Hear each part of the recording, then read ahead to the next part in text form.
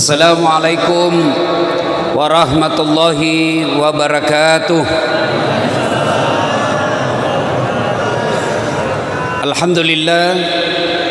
Alhamdulillahi rabbil alamin. Wa bihi nasta'inu ala umurid dunya waddin. Asyhadu an la ilaha illallah wa asyhadu anna Muhammadan abduhu wa rasuluh. Allahumma salli ala sayyidina Muhammad wa ala alihi wa sahbihi ajma'in. Amma ba'd. Ibu bapak, saudara-saudara sekalian, teristimewa alim ulama, ada komandannya Paskas di sini, ada Ustadz Haji Lukman, dan terkhusus yang kita hormati Bapak Wakil Gubernur Provinsi Kalimantan Barat yang insya Allah dimuliakan dan dirahmati oleh Allah Subhanahu wa Ta'ala. Dalam sebuah kisah diriwayatkan Rasulullah Sallallahu Alaihi Wasallam lagi tawaf. Tahu tawaf Pak ya? Keliling Ka'bah. Di depan Nabi ada anak muda ikut tawaf, dan Nabi melihat anak muda ini melepuh pundaknya. Bahasa Bugisnya takalopi lekena, ya, terkelupas pundaknya. Nabi penasaran, diikuti tawaf. Lalu selesai tawaf, Nabi panggil anak muda itu. Anak muda, ta'al, sini dulu anak muda. Ya Rasul, kenapa itu pundakmu nak? Magi lekekmu. Kenapa belakangmu? Ya Rasulullah, saya orang miskin. Ibuku sakit. Mau sekali beliau umroh.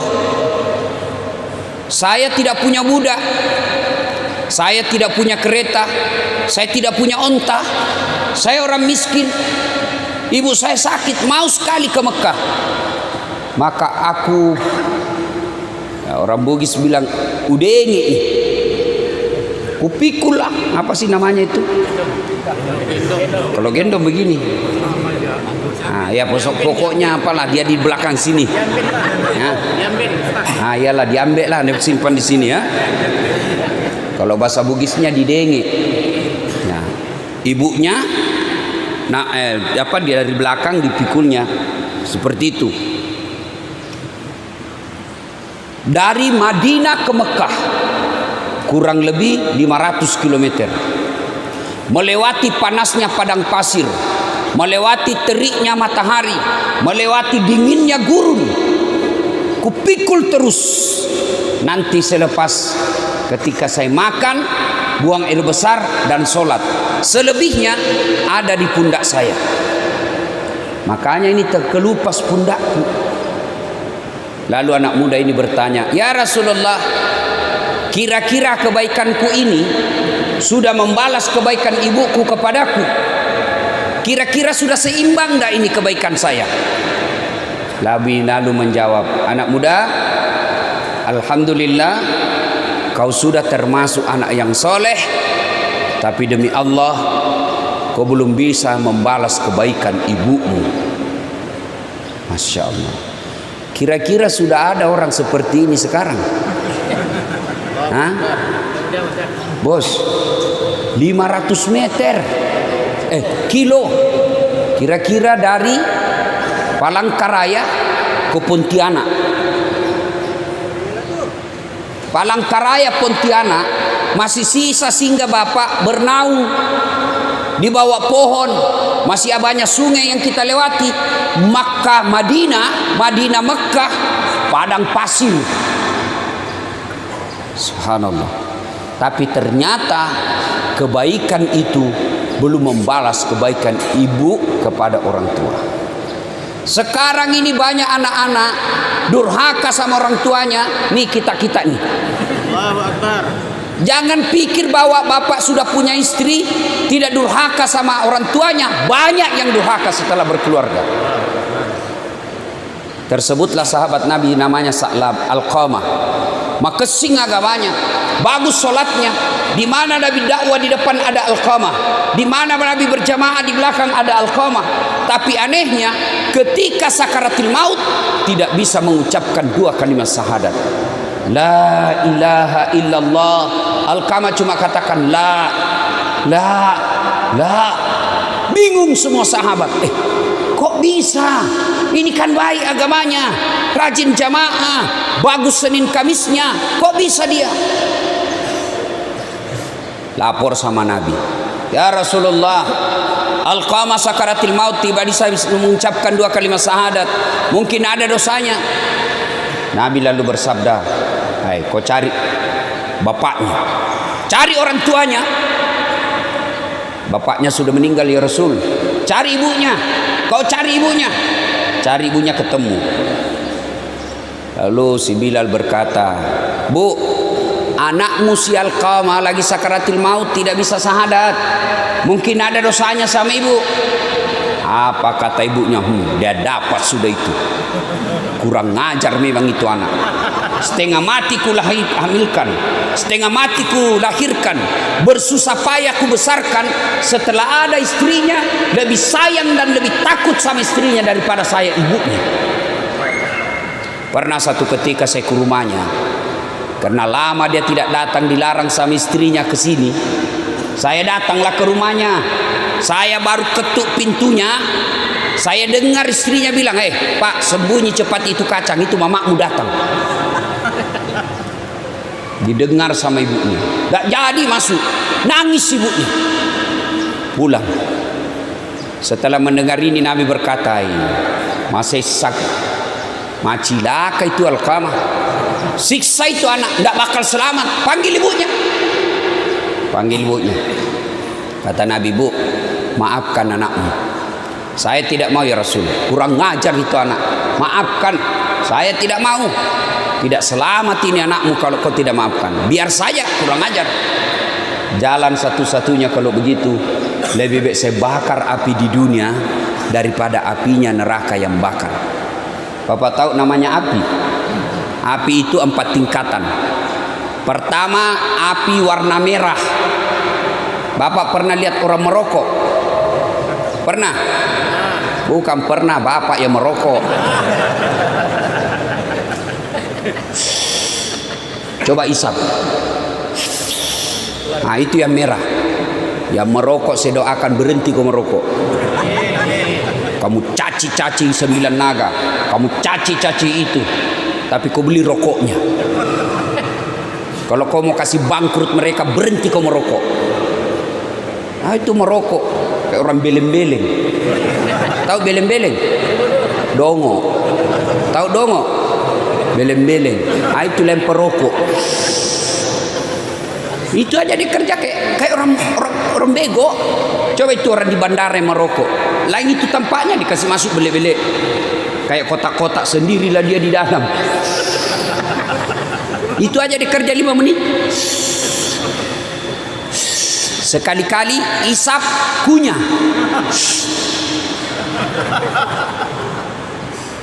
Dan kalian yang merokok, jangan kasih asap muka sama kami. Bagaimana caranya Ustaz? Kau bawa kantong kresek, rokok. Saya doakan kalian yang merokok berhenti. Kau tabung pembeli rokokmu yang 20.000 satu hari, insya Allah 1 tahun kau bisa umroh. Itu warna merah. Dibakar 1000 tahun, berubah menjadi biru. Ah, itu kompornya ibu-ibu kalau memasak. Ah, itu jenis kedua tingkatannya. Bakar lagi 1000 tahun menjadi putih. Itu apinya ditambang-tambang tembaga yang kasih memisahkan baja. Kayaknya ndak ada api memisahkan, terpisah. Bakar lagi 1000 tahun menjadi hitam. Ah, ini warna api neraka. Kata Nabi, lebih baik saya bakar api di dunia daripada apinya neraka yang bakar. Kata ibunya, silakan bakar saja. Nabi perintah, kumpulkan kayu, nyalakan. nyala besar. Nabi katakan angkat, angkat. Pas mau dilempar masuk ke bara api, ibunya berteriak, tahan, tahan, tahan, jangan kau bakar anakku. Memang dia kurang ajar, durhaka, tapi kedurhakaannya tidak ada artinya ketimbang penderitaan saya melahirkan dia. Saksikan ya Muhammad, saya ampuni seluruh dosa-dosanya anakku. Ayat kesik mutuni, wak dampang mana nih dosanya? Jangan bakar, saya maafkan semua dosa-dosanya. Ternyata Nabi tanya, betul ibu maafkan? Betul ya Rasul. Letakkan dia. Setelah itu dengan bersusah payah mengucapkan La ilaha illallah Muhammadur Rasulullah, menghembuskan nafas. Alqamah, sahabat Nabi, hidup sesama dengan Nabi, didoakan oleh Nabi, tidak bisa selamat karena sakaratil maut, karena waktu dia hidup durhaka sama ibunya. Ini bapak-bapak, kadangkala saya heran sama guru, sama ulama, kau cium tangannya. Sama ibumu tidak. Sama gubernur, sama mamamu tidak, dongok. Sama wali kota tidak.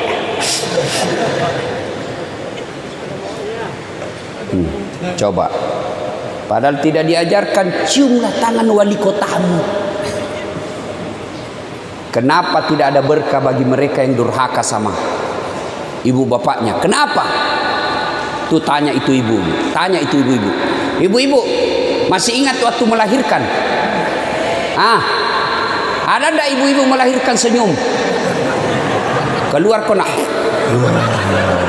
Mentang-mentang dia kaya, keluar nak.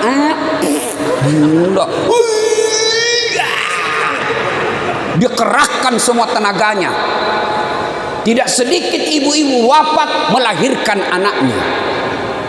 Saya baru-baru baca kisah kemarin. Berpuluh-puluh tahun setelah menikah tidak punya anak. Segala macam cara dilakukan, alhamdulillah hamil. Setelah hamil, konsultasi ke dokter. Setelah itu rahimnya alhamdulillah selamat. Ketika usianya 7 bulan mau melahirkan, dokter berkata, Bu, tidak bisa kau melahirkan normal. Kalau melahirkan normal, kau tetap ngotot memelihara ini anakmu, kamu yang mati, jiwamu yang mati. Pilihanmu 2. 1, anakmu dibuang, kamu hidup. 2, anakmu diselamatkan, kau yang mati. Suaminya sarankan sama dokter, tidak usah, biar istriku yang lanjut hidupnya. Tapi istrinya ngotot, biarkan saya melahirkan anakku. Begitu melahirkan, benar melahirkan, istrinya yang wafat. Sebelum meninggal ibunya, dia minta supaya dicium anaknya. Coba pengorbanannya ibu. Lihat sendiri tuh ibu-ibu. Hamil. Ibu-ibu masih ingat waktu hamil? Nah, ada ndak ibu-ibu hamil enak tidurnya? Masih ingat waktu ibu hamil? 9 bulan. Pernah ibu tengkurap? Usia hamilnya 5 bulan, mopak kok. 9 bulan itu ibu tidak tengkurap. 9 bulan. Bapak 1 minggu saja tidak tengkurap, pusing. Itulah ibu-ibu. Sudah lagi itu melahirkan, menyusui. Masih ingat waktu menyusui ibu? Waktunya tumbuh giginya.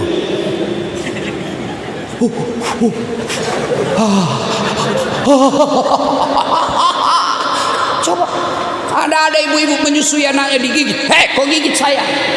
Tidak, udah cabolo tuh kasih. Siang anaknya, malam bapaknya. itu. Makanya wajar ada orang habis waktunya untuk sekolah, S1 selesai, lanjut lagi S2, setengah mati cari kerja, tidak dapat kerja. Kenapa? Durhaka sama orang tuanya. Ustaz, bapakku selingkuh. Ustaz, bapakku tukang judi. Ustaz, bapakku tidak sholat. Apa saya wajib taat kepada bapak saya? Kau belajar dari kisahnya Ibrahim alaihissalam. Ibrahim alaihissalam, bapaknya namanya Azor, produsen nyembah berhala. Dia yang bikin patung itu, bapaknya Ibrahim. Ibrahim mau ribut sama bapaknya, ditahan sama Allah. Sadar kau Ibrahim, bapakmu itu bapakmu, tapi dia nyembah berhala ya Allah. Bagaimanapun dia orang tuamu. Jangan kau ribut sama orang tuamu. Kau yang keluar dari desamu, keluar kau dari desamu, jangan kau lawan bapakmu. Itu Ibrahim. Sekarang kita coba lihat anak-anak kita, lihat sekarang di rumah Pak. Lihat itu anak-anakmu di rumah. Hilang itu yang namanya sopan santun. Zaman saya kecil, jangankan bicara kasar sama orang tua, menatap wajah orang tua sudah kita dianggap kurang ajar. Itu ada orang tua, ada tamu, ruang tamu. Lagi nongkrong, cerita-cerita bapak dengan tamunya. Lewat kita motong ruang tamu, dia kasih bola matanya bapak. Lari sudah kita Pak. Dapat lagi kita ini Pak Kabibi cubit. Sekarang anak-anak dikasih bola matanya bapaknya. Apa dia bilang? Kenapa matamu Pak? Itu anak-anak sekarang. Dinasehatin apa dia bilang? Itu kan dulu. Kalau cowoknya yang nasihati, terserah abang aja deh. Saya ikut aja deh bang. Mau tidur salam sayang selalu dari kekasihmu. Dongok. Itu anak-anak kita sekarang. Coba, bingung saya lihat anak-anak sekarang Pak. Sopan betul sama ceweknya, santun sama pacarnya. Padahal baru 2 bulan kenal, sopannya. Padahal itu cowok baik karena kau perkosa. Sekali bapaknya nasihat tidak mau mendengar, ibunya yang beritahu tidak mau mendengar. Dengar ini adik-adik sekalian. Ini yang masih anak-anak BG nih, yang masih jomblo fisabilillah. Biar kalian remaja masjid, puasa kalian Senin Kamis, tahajud tiap malam, menjadi ketua biker subuhan. Tapi kurang ajar sama ibumu. Kata Nabi, jangankan masuk surga, baunya surga diharamkan bagimu. Kalian yang masih hidup orang tuamu, baiklah sama ibu bapakmu. Betapa banyak orang ingin membahagiakan orang tuanya. Saya Pak, andai boleh saja ditukar. Itu bapak saya lihat bagaimana dihina sesepupu, bagaimana dihina ke satu kampung, kadangkala dilecehkan. Bapak saya itu petani penggarap Pak. Petani penggarap, sawahnya orang dikerja. Kalau naik 10 karung, bapakku dapat 1 karung, 9 karung untuk punya sawah. Kadang saya jalan kaki karena bermalam di sawah. Kadang saya lihat itu bapak saya. Nanti lepas saya dari tikungan, baru dia tinggalkan. Karena beliau tinggal di rumah sawah. Sawah bapak saya itu 11 kilo dari rumah. Tinggal di rumah sawah. Jadi kayak kau pulang sekolah waktu SMP, saya pulang sekolah langsung ke sawah, bantu orang tua. Nanti selesai sholat maghrib, baru saya pulang. Begitu cintanya namanya orang tua kepada anaknya, dia tunggu itu anaknya hilang dari pandangan, baru masuk rumah-rumah sawah. Kadangkala kita mau makan itu orang tua, mau disuap, dia sudah mau masuk di mulutnya, tapi dilihat anaknya apa dia bilang, kamu aja yang makan nak, bapak kenyang. Sayang 1000 sayang bapak saya tidak sempat melihat saya seperti sekarang. Maka kalian yang punya orang tua, bodoh kalian kalau tidak memanfaatkan itu. Bodoh kalian kalau tidak memuliakan orang tuamu sekarang. Itu pintu masuknya surga. Itu pintu masuknya surga dengan segampang-gampangnya. Biarkan orang menghinamu, biarkan kau kontrak-kontrak rumah, biarkan pekerjaanmu seadanya, tapi kau muliakan orang tuamu. Itu yang membuat kamu gampang masuk surga. Biar tinggi pangkatmu, duitmu banyak, tabunganmu bermiliar-miliar, tapi kau lalaikan orang tuamu, demi Allah kau tidak akan masuk surga.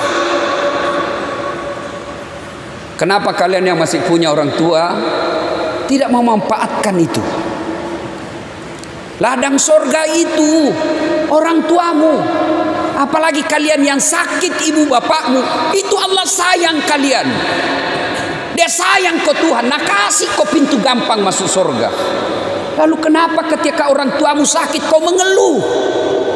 Tidak semua orang, tidak semua anak dikasih cobaan melawat orang tuanya. Kalian kembali kalau masih hidup orang tuamu, muliakan orang tuamu meskipun dia tidak sholat. Imma yablughanna indakal kibra ahaduhuma aw kilahuma fala taqul lahumā uff wa la tanharhumā wa qul lahumā qawlan karīmā. Apabila kedua orang tuamu sudah dalam pemeliharaanmu, sudah tua dalam pemeliharaanmu, jangan kau berkata saja dilarang, ajak mubalai. Jangan kau bantah orang tuamu. Itu perintah Quran, bukan perintah ulama, perintah Quran. Jangan kau berkata kepadanya.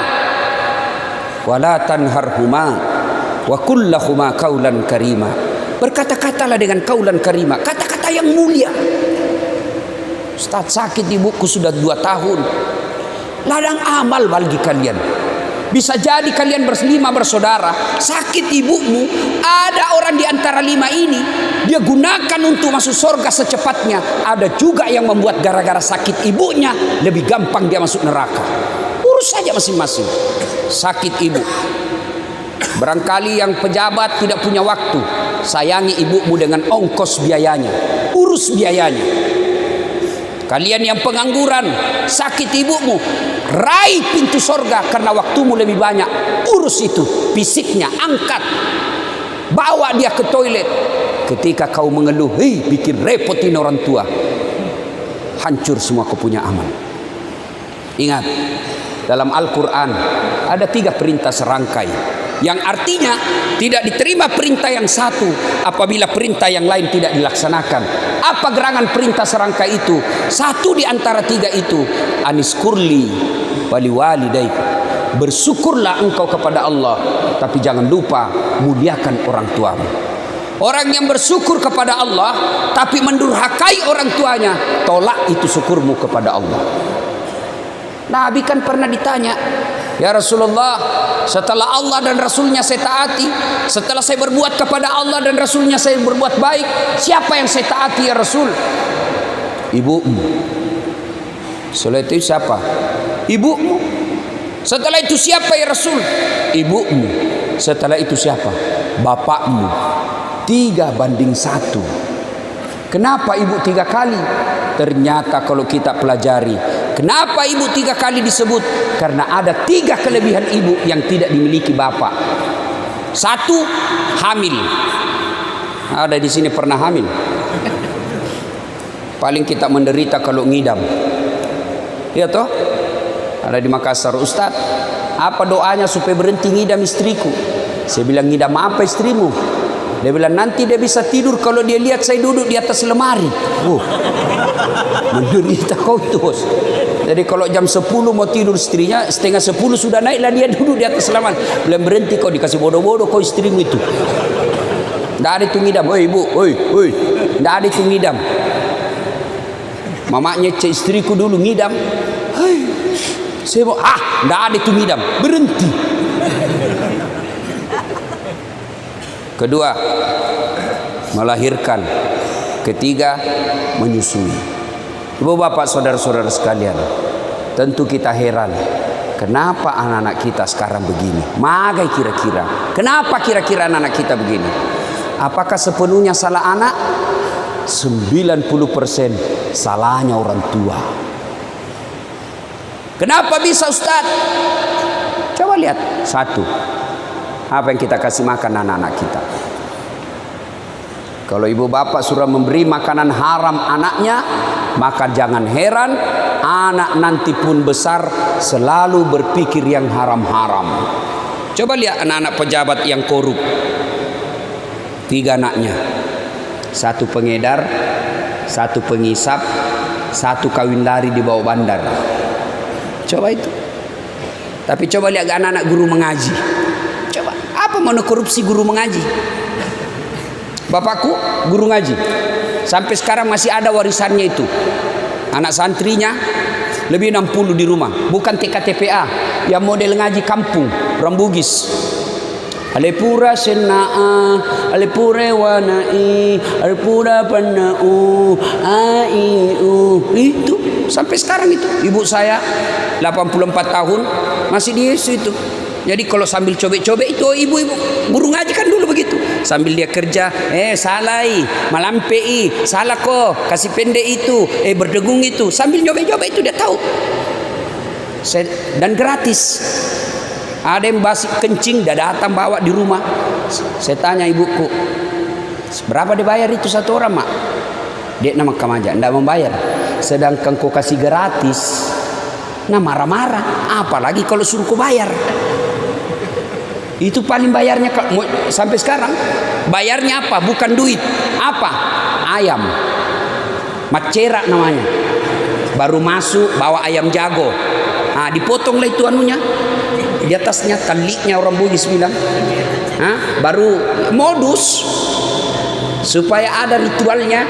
Itu darah-darahnya dikasih di sininya. Tidak ada. Saya biarkan saja. Sudah itu masuk Al-Fatihah, bawa ayam lagi, cerak lagi. Nah, sudah 2 ayamnya. Ya. Dapat Iqra, cerak lagi, ayam lagi. Sudah 3. Naik koran besar, ayam lagi, 4 nih. Dapat pertengahannya, cerak lagi, sudah 5. Dapat sajadah, cerak lagi, 6. Tutup Quran, selesai hatam, ayam 2. 8 ayamnya. Saya pernah tanya, mak, kenapa banyak sekali itu ceraknya? Banyak ayamnya. Nah bilang, ya itulah untung kita. Itu korupsinya kasihan guru mengaji, paling itu. Tapi coba anggota DPR. Lain sih. Maka jangan heran banyak anak anggota DPR, bapaknya terhormat, anaknya narkoba. Banyak anak gubernur, wali kota, di kantor dia dihormati, di kantor dia dimuliakan, dicium tangannya, dibukakan pintu kamarnya, dibukakan pintu mobilnya, sampai di rumahnya mau dilempar sama anaknya yang masih SMP. Anak gadisnya SMA pulang tengah malam, lompat pagar, padahal bapaknya pejabat tinggi. Kenapa? Anaknya dikasih makan uang haram. Maka di situ fungsinya ibu-ibu. Datang suamimu bawa duit, tanya dulu, halal tidak ini?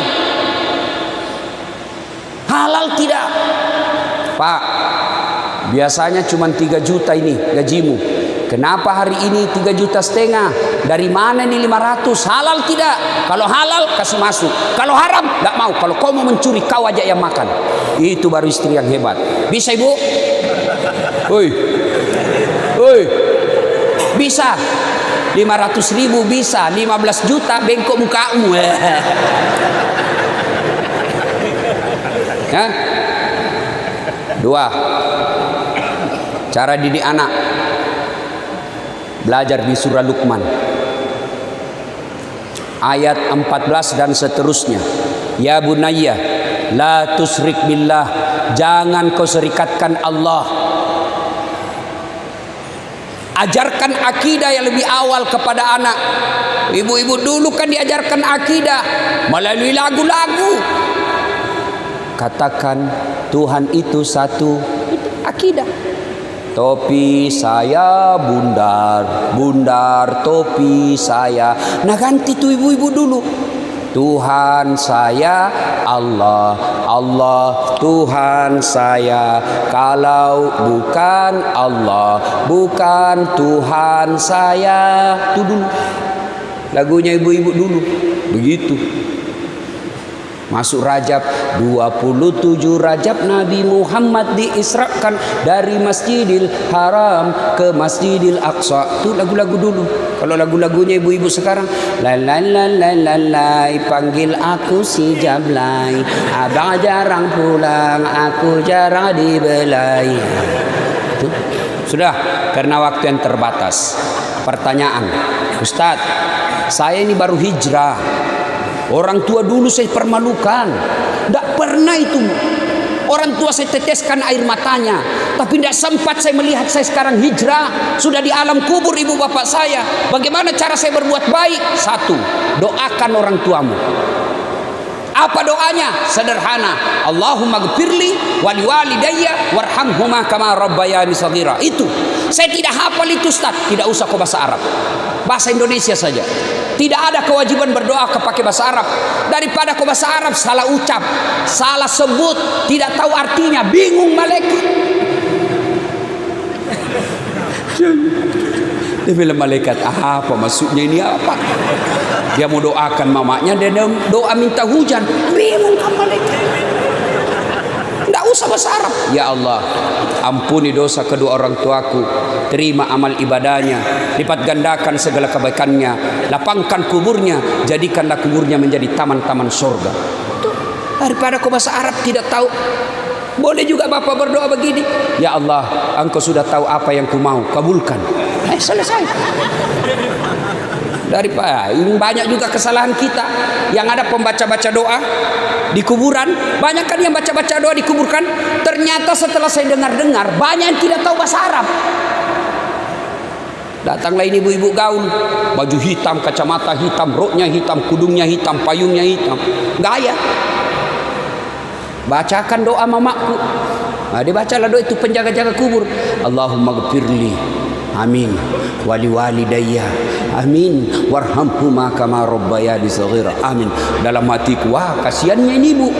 Dia kira ibunya didoakan, padahal ibunya itu Pak Ustaz nama. Allahumma gfirli, ya Allah ampuni dosaku. Kata ibu di belakang, amin. Ku dosanya yang baca doa. Wali walidayya, kedua orang tuaku, amin. Dosanya yang baca doa. Sudah dikasih duit, dikasih pisang, suruh doakan mama kita, mamanya dia doakan. Doakan. Yang kedua, cara berbuat baik kepada orang tua, bersedekah atas nama orang tua. Tuh, ada itu. Ini makanya tadi yang hindarkan celengan terlalu cepat kau edarkan. Baru saya mau bahas ini sudah selesai. Coba kalau saya bahas ini selesai sudah ini lewat. Nah itu coba kalau tadi ya, bisa dilihat mana yang pelit. Kalau celengan lewat itu kan bapak-bapak pura-pura ndak lihat. Lewat baru. Saya mau orang tuaku sejuk kuburnya Ustaz. Kirim pembeli AC di masjid.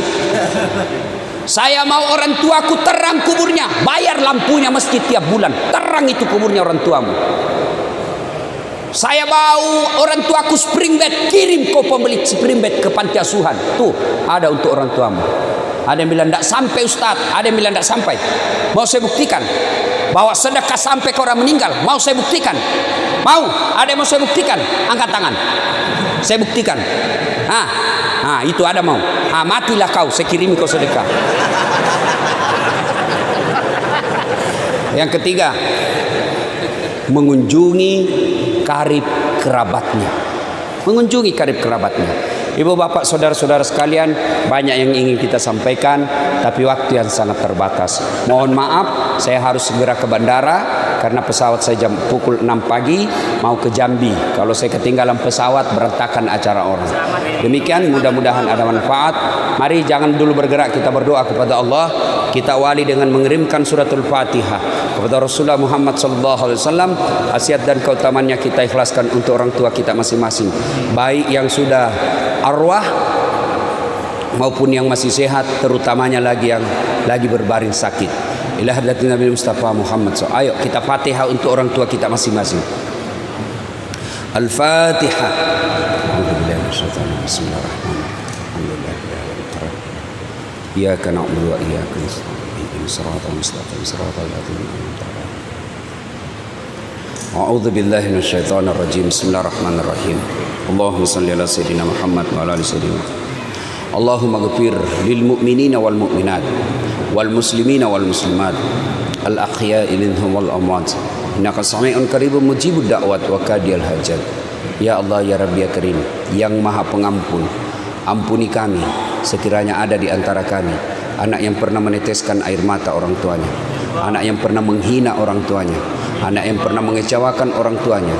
Ampuni kesalahan kami, ampuni kebodohan kami, dan yang lebih penting ya Allah, berikan kami umur yang panjang, berikan kami rezeki yang cukup agar kami bisa membahagiakan sisa hidup orang tua kami, agar kami bisa umroh dan haji bersama orang tua kami ya Allah.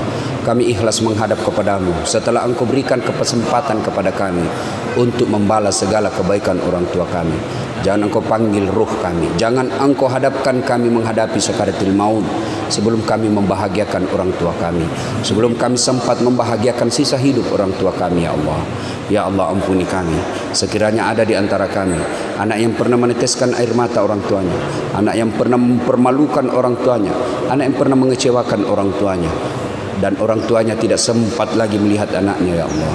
Orang tuanya telah berada di alam kubur ya Allah, tidak sempat mohon maaf anaknya kepada orang tuanya ya Allah. Ampuni kesalahan kami, ampuni kebodohan kami, ampuni kehilapan kami.